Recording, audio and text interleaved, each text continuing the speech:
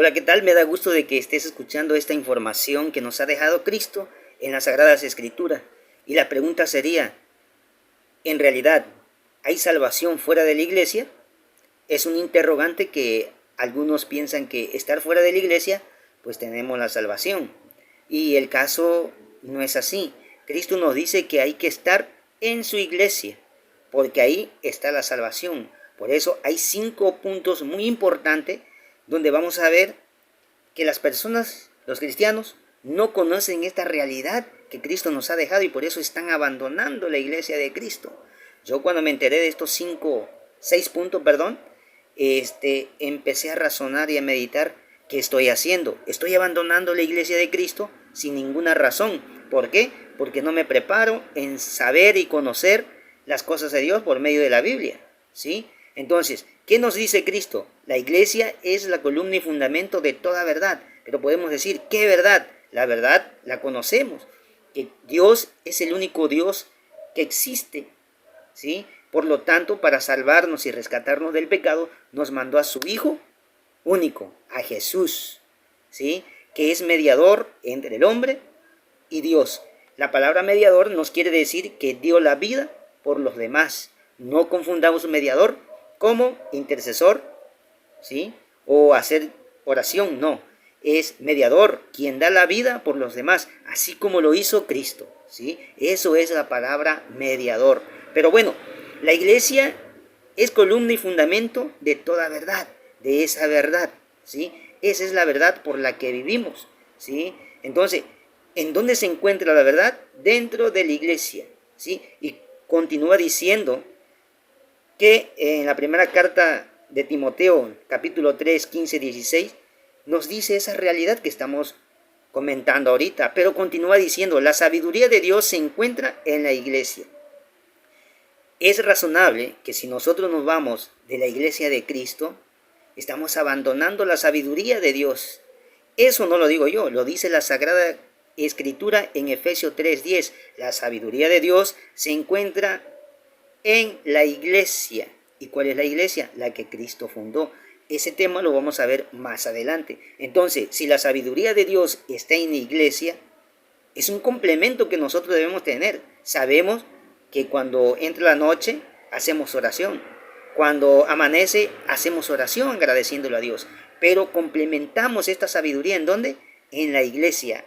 Así nos habla en Efesios 3:10. Después continúa diciendo, la iglesia es el cuerpo de Cristo.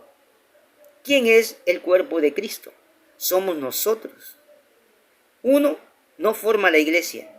Tienen que hacerla muchos para que sea la iglesia de Cristo. Por eso dice, mi cuerpo es la iglesia, ¿sí? Entonces no podemos estar separados de la iglesia.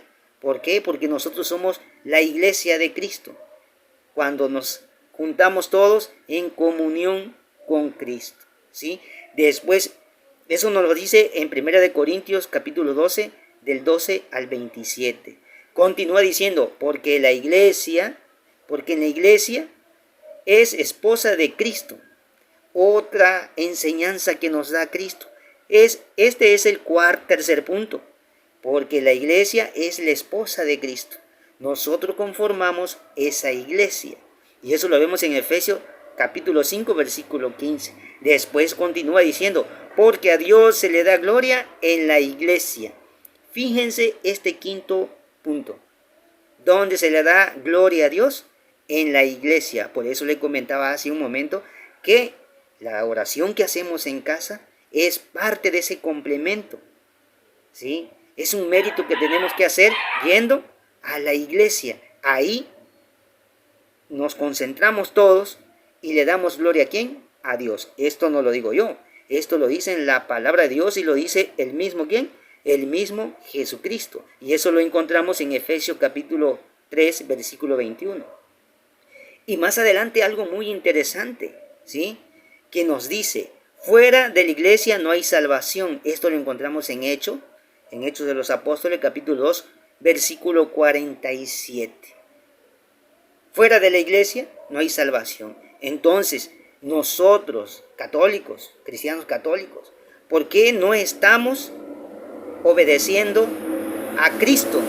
haciéndole caso a Cristo, quien es el que nos dice, no puedes estar fuera de la iglesia, tienes que estar dentro de la iglesia que el mismo Jesucristo fundó y se le encargó a Pedro.